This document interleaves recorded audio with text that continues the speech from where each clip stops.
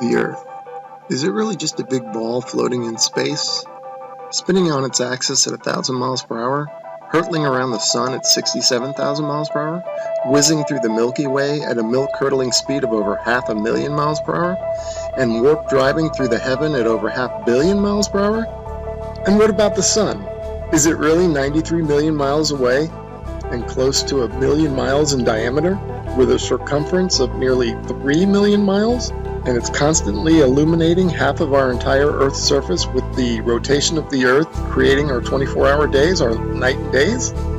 Or, shh, the Earth is flat.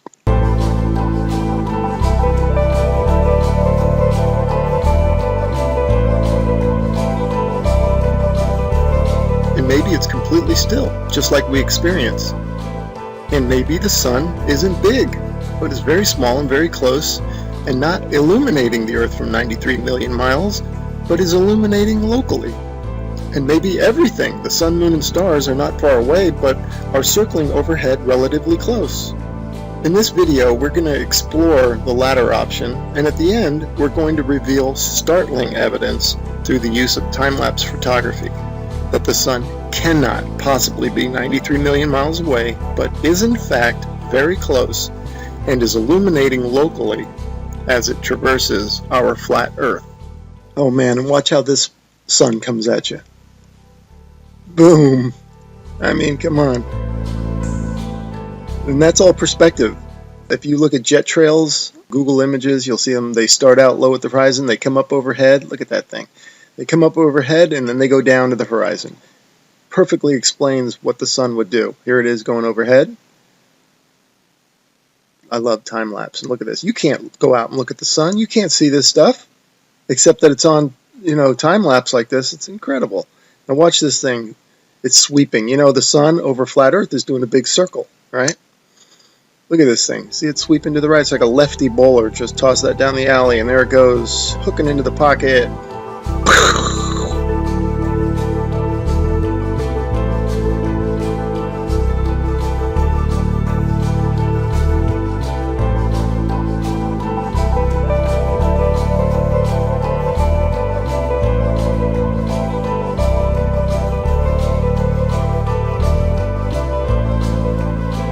See how the clouds angle down to the horizon.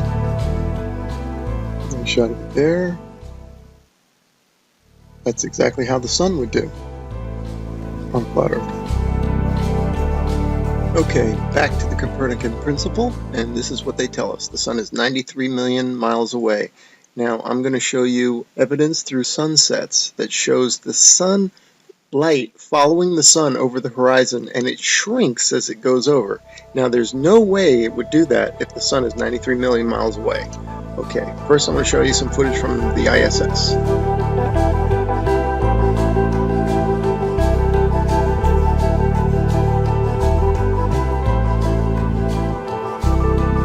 Okay, now watch this animation. Watch this sunset. Now this is exactly, if they came to me and said do an animation, this is how I would do it. If the sun were 93 million miles away. Just like that. Have the whole horizon fade evenly. But that's not what we see.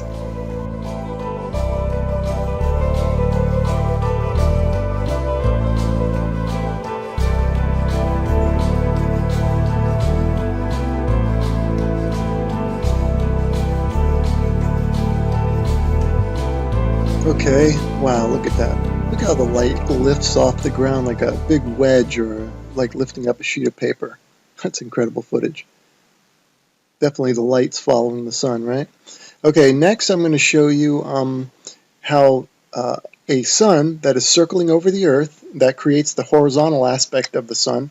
If you combine that with perspective, which creates the up and down of the sun, the rising and the setting, you get the 23.5 degree tilt that they talk about.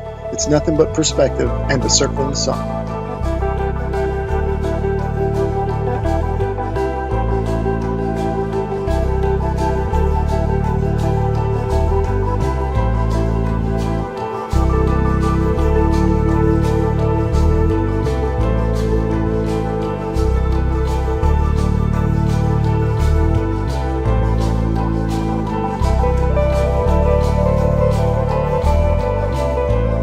Here's another sun sweeping out a big circle.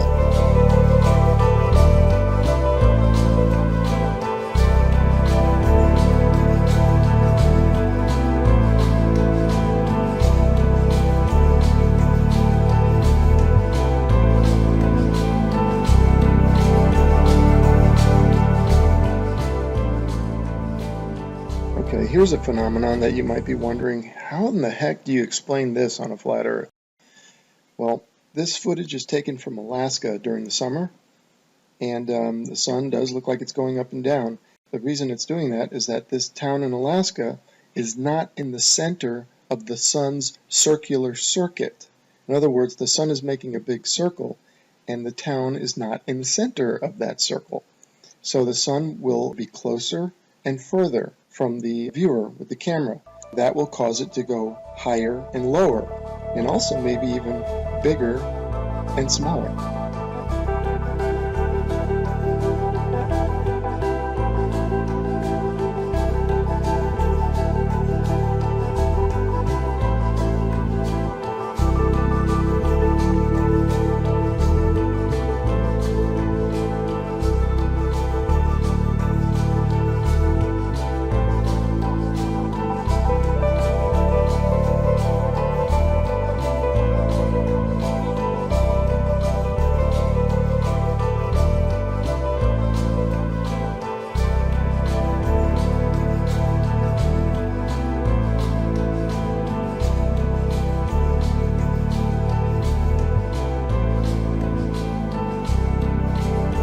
Look at the high altitude airplane. Remember, this is from a high altitude balloon, so that airplane is probably at cruising altitude.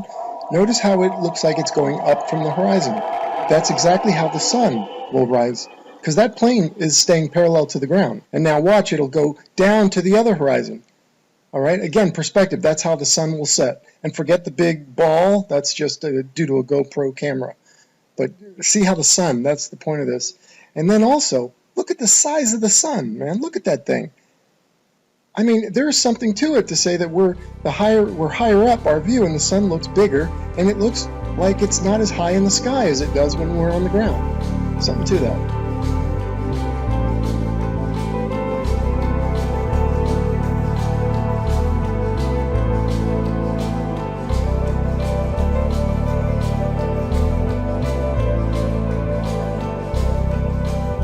Let's explore this notion a bit further, that the sun looks bigger when filmed from higher up. The next 3 slides, I'm going to do a comparison, a side by side. The one on the left, the camera is above the clouds. The camera on the right is ground level.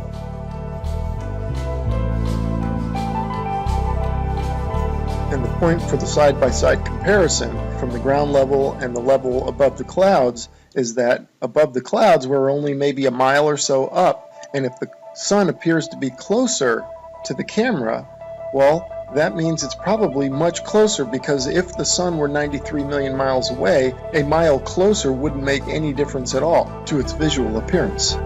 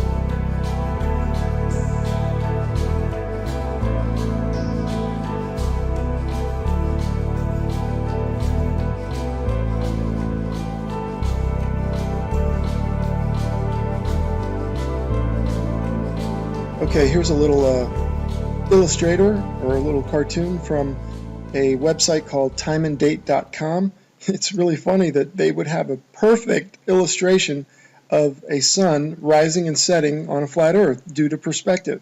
You'll notice that it rises from below the horizon and sets below the horizon. Now you might be saying, well, how's that possible? I can see now you're saying that it rises and lowers due to perspective, but how does it disappear below the horizon? Well, I got a theory about that. Because of the fact that all parallel lines and planes converge at your eye level horizon, this is according to the perspective, I'm not making this up. If in fact, and they do, they converge at your eye level horizon visually, then it makes sense that after that point they diverge, meaning they then separate, so the sun would continue on a downward track. As you can see from my illustration here, the lines would go to your horizon and then afterwards they would spread out and separate, kind of like a starburst, and the starburst being at your horizon, at your focal point.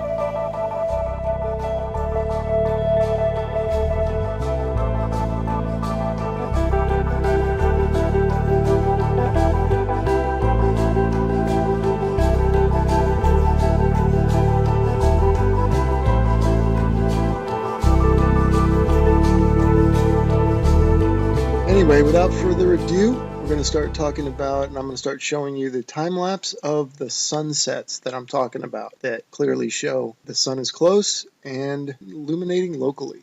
Here we go. All right, and here are a couple of time-lapse sunsets, and just like the sunrises at the beginning of this video where you could see the sun coming at you, not maintaining any 93 million mile distance, here you can also see the sun moving away, and it's clearly not due to the rotation of the Earth and a sun that's maintaining 93 million miles away, but the sun is moving over the Earth and moving away from you.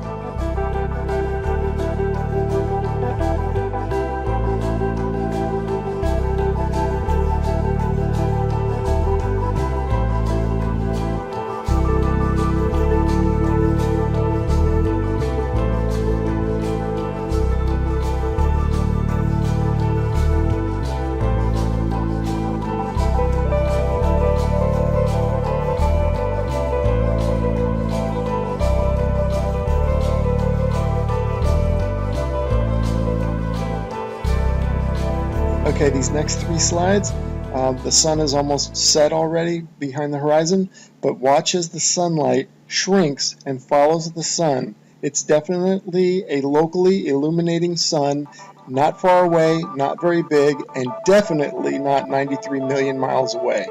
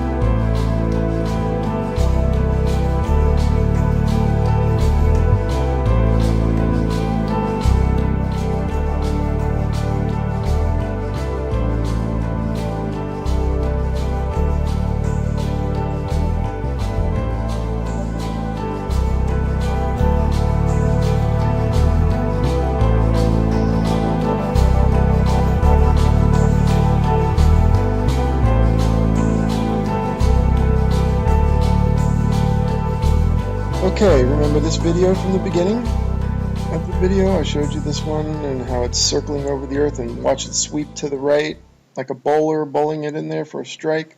Okay, now I want you to pay attention to the way the light follows the sun. The sunlight's going to shrink, right, as it follows the locally illuminating sun. Now watch this. See it shrinking, following the sun? You do not get that if the sun is 93 million miles away. The entire horizon should fade evenly, just like this supposed shot taken from space of the Earth. You can clearly see the way they depict it. They depict the demarcation between day and night, or light and dark, as a long straight line. And you can see the long straight line moving as one solid piece. That means that the sunset should all fade, the entire horizon should fade evenly. But that's not what we observe, as we will see and as we've seen in the footage so far. The sunlight shrinks and follows the sun over the horizon. So these time-lapse sunsets are definitely the nail in the coffin for heliocentrism. But this particular one here, shot from above the clouds from this observatory, is the final nail in the coffin. Look at how the sun just shrinks and the light shrinks to nothing. That cannot happen, as I showed you in the when the sun illuminates the entire Earth, which it does from 93 million miles away. It has to. You don't get this isolated look at the sunlight trailing the sun. That's only possible with a small sun, close, not very high, illuminating locally. I mean, if this isn't proof to you, then you gotta take the blinders off.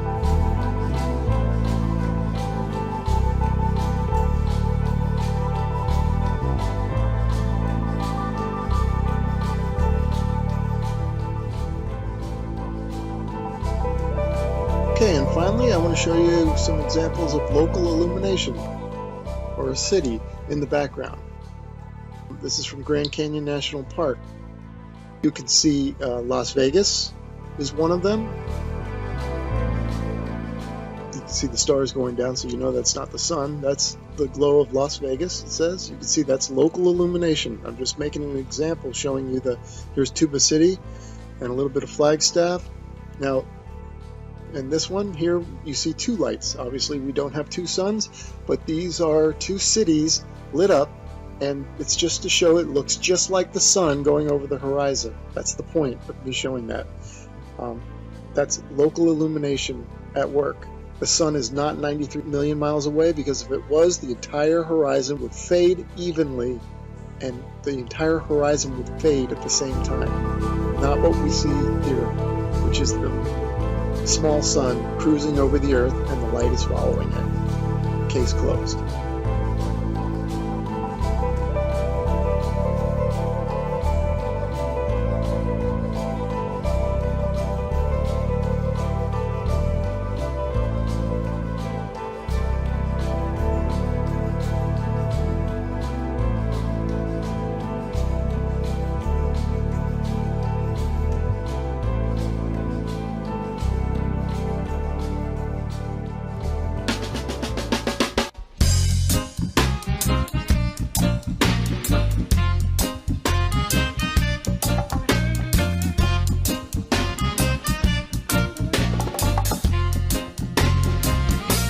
The earth is flat.